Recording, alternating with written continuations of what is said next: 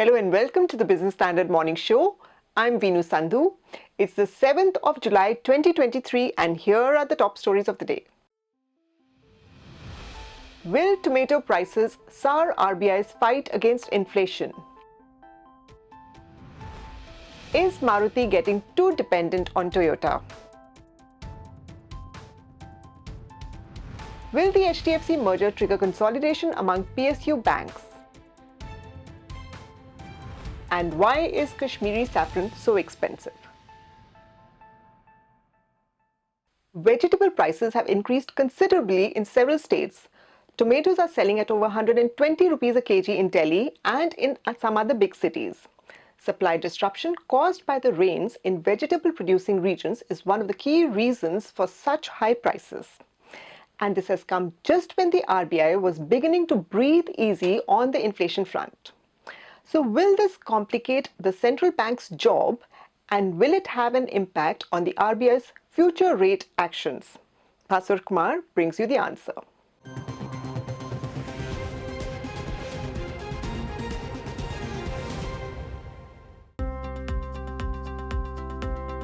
The humble tomato is a staple across India, whether it be as the base of a curry or for chutneys. And that's why the jump in tomato prices has been the subject of discussions for some time now. By July 5th, the price of tomatoes in some cities had reportedly shot up to about 150 rupees per kg. It was selling at 15 rupees a kg in the first week of May. A day before, an agency report said that retail tomato prices were hovering in the range of 58 to 148 rupees per kg in metros, with prices in Kolkata at the top of the range and those in Mumbai at the bottom. According to Consumer Affairs Ministry data, the average all-India retail price was about 83 rupees per kg. Prices of other vegetables have also been rising across states. According to a national daily, by July 4th, vegetable prices in Patna had shot up significantly since the beginning of May. The maximum increase was seen in tomatoes, but cauliflower, cabbage, and ladyfinger prices also shot up. For example, cauliflower prices jumped 50% from where they stood in early May to touch 60 rupees per kg. Vegetable prices in West Bengal also shot up by an average of 30 to 35%. The cost of green chilies, another Indian staple, actually doubled to 300 rupees per kg in just 7 days. Some wholesalers, meanwhile, told a national daily that vegetable prices had doubled in just 1 week. And as a result, sales had plummeted by up to 40%. Coming back to tomatoes, the government has said that the sharp jump in prices is a seasonal phenomenon, and they are expected to cool down in the coming 15 days. Overall, while economists have reportedly categorized the rise in vegetable prices as transitory and said that they are unlikely to affect the RBI Monetary Policy Committee's plans, they have also warned that the RBI was likely to become more cautious. India's consumer price index-based inflation rate cooled to a 25-month low in May at 4.25%, against 4.7% the previous month. So, the headline inflation has been within the RBI's upper tolerance limit for the third consecutive month. Meanwhile, food inflation fell to an 18-month low of 2.91% in May, from 3.84% in April. The RBI's Monetary Policy Committee on June 8th unanimously approved keeping the benchmark lending rates unchanged for a second straight time.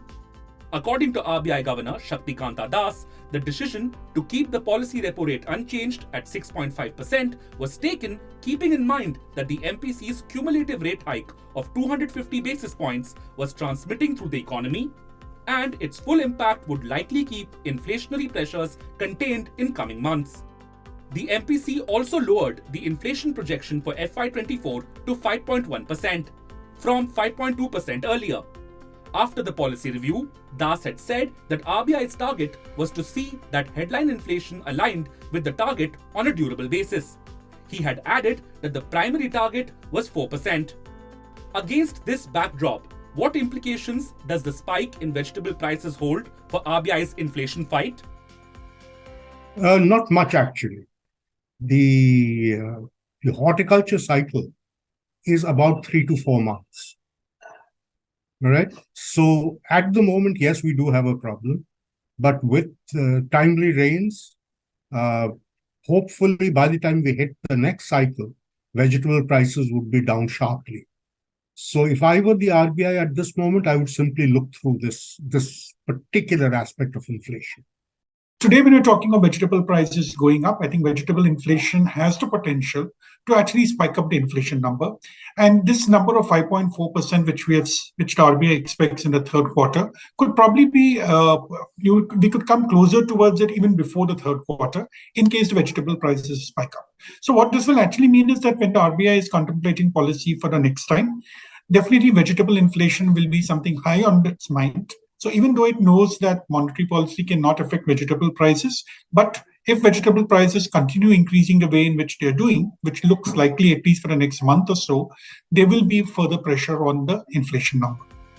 Governor Das had stressed that the MPC's April decision was simply a pause, not a pivot. But when the MPC voted to pause yet again in June, India Inc. had begun to hope for a cut in the policy repo rate, even though economists weren't expecting such an action in the near future. Now, given the current circumstances, what is their view on coming rate actions? In any case, I don't think there was any possibility of a rate cut till much, much later. The fact of the matter is that inflationary expectations have still not been completely anchored. And you have to allow the rate hikes that took place in the past to work their way through so that those expectations are totally dampened. I don't expect rate cuts happening anytime before the end of the year, mostly next year sometime. And this is not going to change it dramatically. If anything, it will reinforce it because there would be a tendency for the expectations to get unanchored again. I would tend to believe that a rate cut is not happening in this calendar year. The reason is going by the RBI forecast of inflation. It's going to peak at 5.4% in the third quarter and then come down to 5.2%. So as long as the inflation trajectory is upwards, very unlikely that the RBI would cut the rates in the current calendar year. Let's assume the vegetable prices come down for some reason and inflation is more benign. Will the RBI go in for a rate cut at this point of time? To my mind, even that is something which will not really happen, because if you look at what other central banks are doing, they have actually indicated that there would be increase in their rates. From the investment side, that's something which the RBI will keep in mind. The February policy could be the earliest when the RBI could be lowering the repo rate. Both experts differ on how RBI's inflation fight will be affected, but they agree that a rate cut is unlikely this calendar year. While the increase in food prices is due to transitory supply shocks such as rains impacting harvesting in producing regions, more such shocks could become a real headache for the RBI.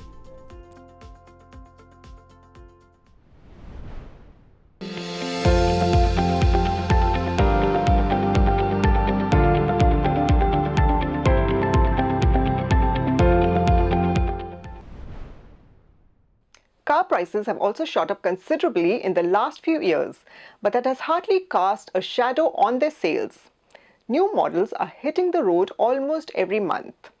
Maruti Suzuki recently unveiled its priciest car to date. Maruti Invicto, which is a rebadged version of the Toyota Innova Hi-Cross MPV, will come in the range of 24 to 28 lakh rupees. This vehicle is the result of a collaboration between Maruti Suzuki and Toyota. But is Maruti becoming too dependent on Toyota? Ayush Mishra finds out.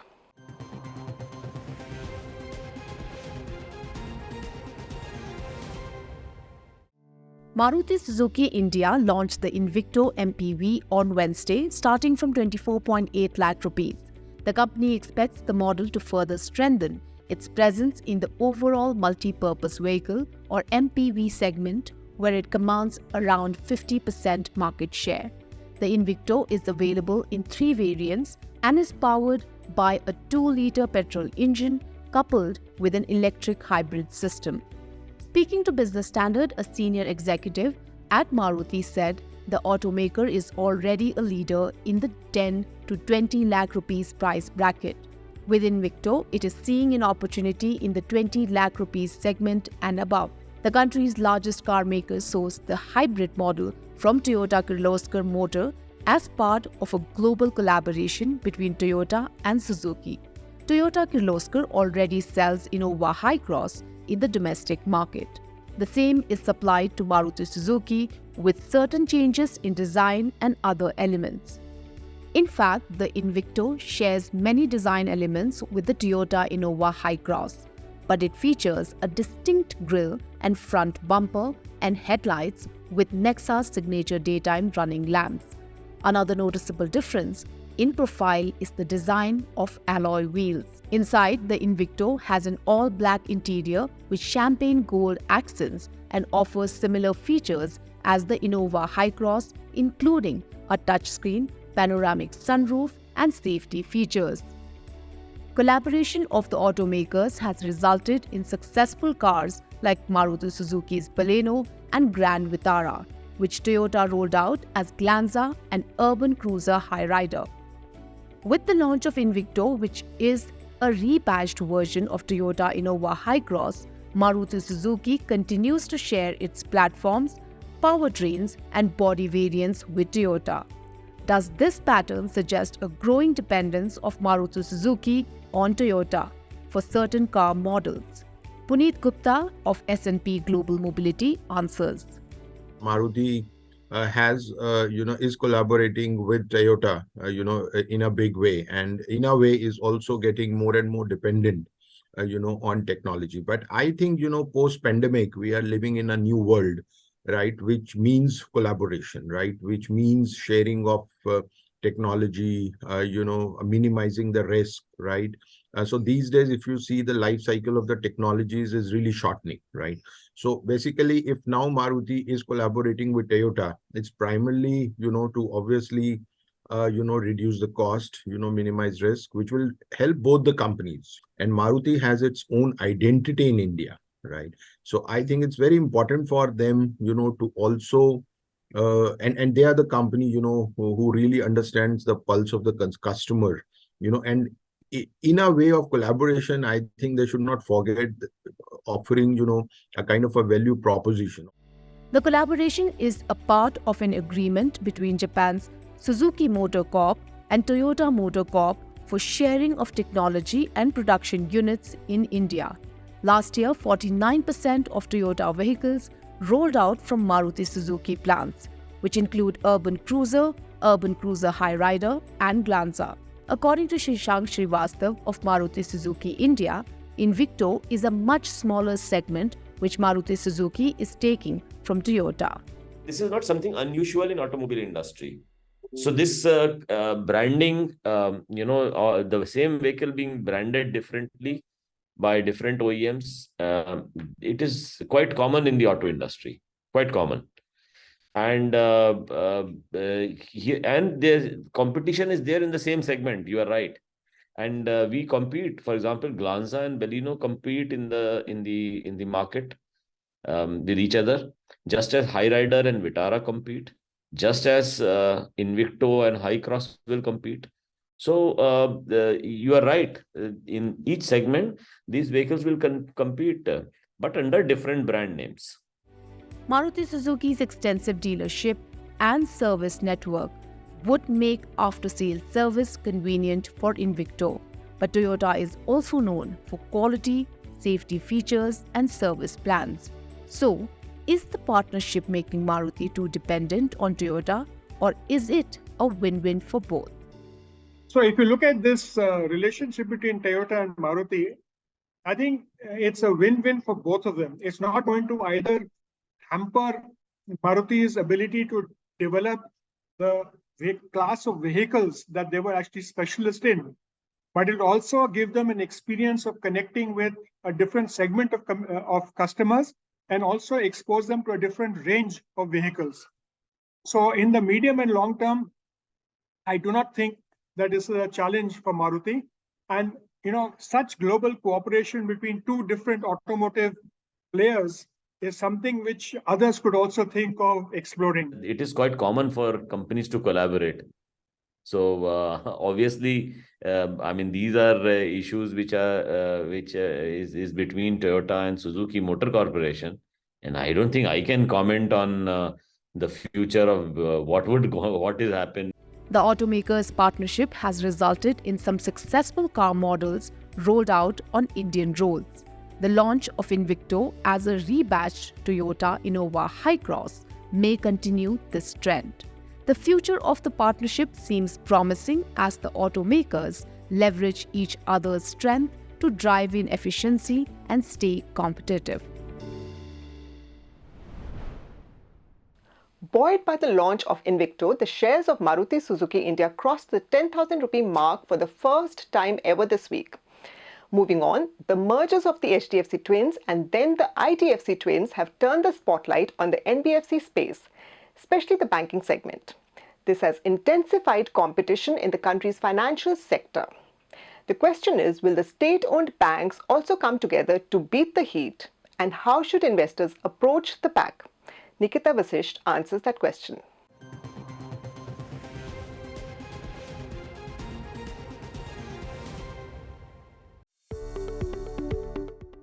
Bank stocks have been soaring as HDFC Limited and HDFC Bank merged into a single entity on July 1st. On July 3rd, IDFC Limited and IDFC First Bank announced that it too will go the HDFC way. At the bourses, shares of public sector banks have surged up to 13% so far in the month of July, while those of private banks have added up to 5.6%. By comparison, the key indices have advanced between 0.5% and 6.7%. But will this intensified competition also push state-owned banks to merge further to water down the heat? To achieve scale in terms of more synergies in this aspect also, I think the government has done initiatives in terms of creating mergers between a few of the PSU banks. And I think a few might get added on, at least the lower rung ones with the better rated ones, to ensure that the efficiencies probably remain for the system. Back in 2020, the government had merged 10 PSU banks into 4, effective April 1st. That said, Mayuresh Joshi of William O'Neill believes another round of mergers may be some time away. Very difficult to say whether it will happen in this fiscal because you've got a lot of ifs and buts. There are a lot of state elections. They've got a general election coming around. So I think it becomes a little bit of a patchy issue when general elections, state elections are around. Difficult to say whether this fiscal year, but yes, over the next few years, it still remains a huge possibility. Stock-wise, analysts prefer PSU banks over their private peers. There is more money to be made given that the ROA expansion of the private banks is already done with. There is no room for increasing further operating efficiency. So we believe that PSU banks are at a significant discount to that of its peers, and that will improve. And plus, the valuation is a half-time book. So you can easily see a 2 times improvement in the book. The valuation multiple, and plus a kind of a 20 to 25% CAGR growth in earnings growth. In a nutshell, despite the private lenders consolidating, the trend may not spill over to PSU banking space. On July 7th, US jobs data and stock-specific action back home will sway the markets.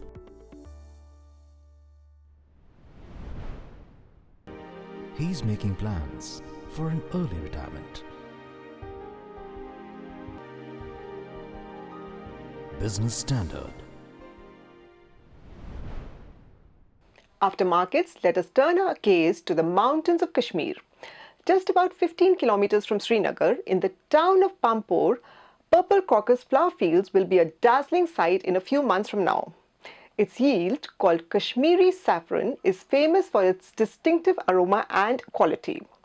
But what makes Kashmiri saffron so special and expensive as well? Vasudha Mukherjee explains.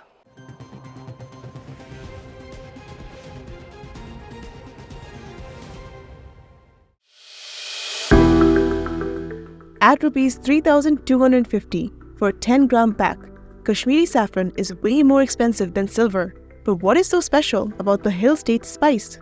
And why is it so expensive? Saffron, also known as kesar, is derived from the flower of Crocus sativus, commonly known as the saffron crocus. It is renowned for its vivid crimson stigma and styles, which are collected and dried for the use of a seasoning, coloring agent in food, and for medicinal purposes. In India, saffron holds a significant place in the country's culture and traditions, being used in religious practices and even represented on the national flag. Iran, India, and Spain are the top producers of saffron. However, The saffron grown in Kashmir region of India stands out for its exceptional quality. Historians date the arrival of saffron to even before 500 BC. The snow-capped mountains of Pampur of Kashmir are known as the saffron capital of India. The cultivation process begins with the delicate task of picking and collecting the purple crocus flowers. It can take 160,000 flowers to yield just 1 kilogram of saffron, making it a labor-intensive and time-consuming process. The quality of saffron depends entirely on the environmental conditions, content, and composition of secondary metabolites. The high cost of Kashmiri saffron is due to its superior quality, characterized by its dark maroon-purple hue. This distinct color comes from the higher concentration of crocin, a carotenoid pigment responsible for saffron's color and medicinal values. Despite its rich history and superior quality, the production of Kashmiri saffron has faced significant challenges over the years. In 2020, Kashmiri saffron production had declined by 65% over 22 years, from 16 metric tons to 5.6 metric tons. Unplanned constructions and the conversion of farmland for other purposes have severely affected agriculture in the region. In 2011, the Indian government launched the National Saffron Mission, when the Director of Agriculture of Kashmir reported that the cultivation area for saffron had decreased from 5,707 hectares in 1996 to 1997 to 3,785 hectares in 2010 to 2011. The decline was also attributed to low benefit-cost ratio, low productivity at 1.88 kilograms per hectare, biotic and abiotic stresses, poor plant stands, and changes in weather patterns. In November 2020, the Ministry of Science and Technology planned to extend the saffron ball to the northeast regions of India, which has similar climatic and geographical conditions as Pampur in Kashmir. This paid off as India produced 16.34 metric tons in 2022, the highest in 27 years.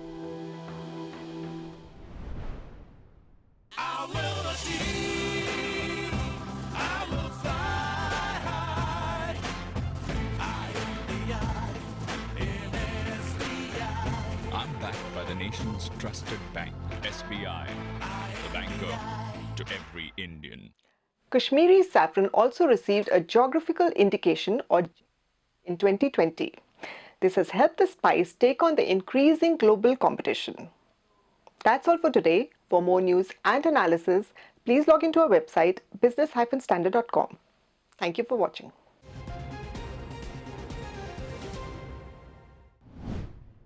If you like this video, share it and subscribe to Business Standard. For more news, views and insights, log on to www.business-standard.com. Do also follow us on YouTube, Twitter, Facebook, Instagram, Telegram and LinkedIn.